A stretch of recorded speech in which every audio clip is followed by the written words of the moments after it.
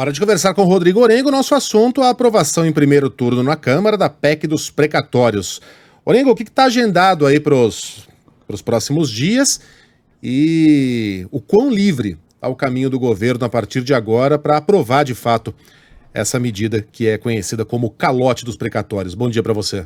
Muito bom dia, Megali, Ellen, Sheila, bom dia a todos. Olha, o caminho ele é difícil, viu, Megali, mas o governo conseguiu uma grande vitória, que foi a aprovação do primeiro turno. Olha que interessante, graças ao apoio de partidos de oposição. O presidenciável Ciro Gomes acabou de se manifestar nas redes sociais lamentando a decisão do PDT, que deu essa vitória ao governo, não só o PDT, mas também o PSB. Se pegar uma radiografia dos votos, 15 votos do PDT, 10 do PSB, garantiram essa vitória ao governo. E foi uma vitória muito apertada, Megali. A gente vê ali, o governo estava de 308 votos, já que é uma proposta de emenda à Constituição, conseguiu 4 votos a mais, né? Teve muita manobra ali de Arthur Lira, que comandou o processo de votação, e essas manobras elas vão ser questionadas na Justiça. Por exemplo, teve uma mudança regimental, que foi permitir que parlamentares, até em viagem internacional fora do Brasil, votassem. Foi a primeira vez que algo parecido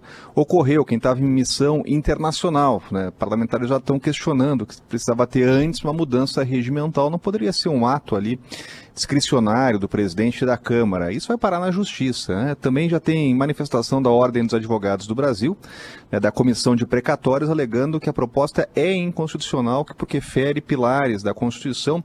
Isso vai acabar sendo discutido no Supremo Tribunal Federal. Agora, ninguém imagina, Megali, que uma proposta sendo aprovada dessa magnitude e com tanta gente esperando uma resposta, até porque é um auxílio emergencial, o Auxílio Brasil é o substituto do Bolsa Família, que vai ter uma intervenção judicial para impedir o pagamento. A gente está falando de uma questão que depende aí de semanas, né? No mês que vem não tem garantia de pagamento de milhões de famílias. O Bolsa Família acabou, o auxílio emergencial acabou, mesmo com a promessa do governo de, olha, se não aprovar o Auxílio Brasil, a gente vai prorrogar o auxílio emergencial, só que até agora não tem ali martelo batido, né? Então tem que ter uma resposta para milhões de pessoas. Quais são os próximos passos na Câmara? Votar destaques, que ficaram pendentes ainda dessa votação, e o segundo turno. É muito pouco provável que isso seja feito ainda nessa semana, vai ficar para a semana que vem. A ideia do governo era encerrar votações no Congresso, no máximo até a semana que vem, para dar tempo de operacionalizar esse sistema, mas depois tem ainda o Senado, né? Quando chegar no Senado, a proposta deve ir direto para o plenário, não deve passar por comissões, né?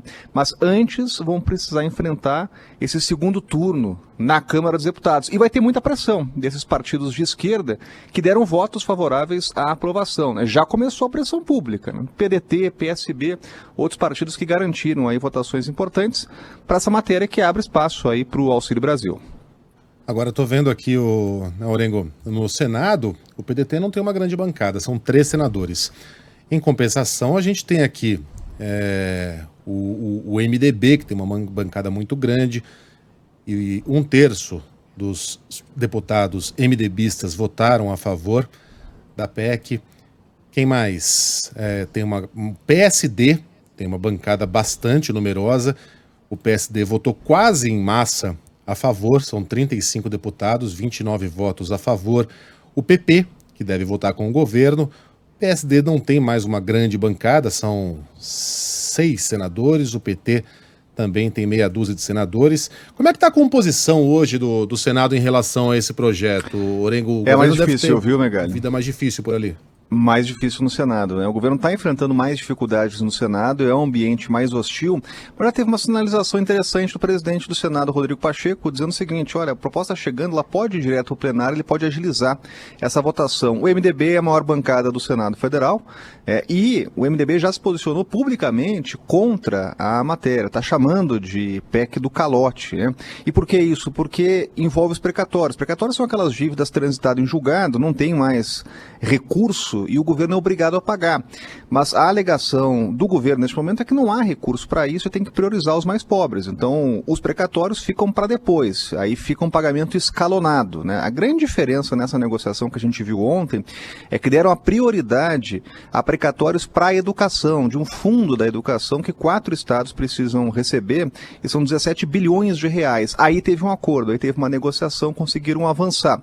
Mas antes de pensar no Senado, é bom o governo se concentrar aí, mobilizar essa base E inclusive os parlamentares de oposição para conseguir garantia do segundo turno. Tem uma outra votação que precisa ser feita ainda na Câmara e vai ter muita pressão. Já começou, uma pressão pública aí de partidos de esquerda contra essa proposta, né? Então teremos ainda o segundo turno que deve acontecer na semana que vem. Valeu, Orengo, até amanhã. Até amanhã, valeu!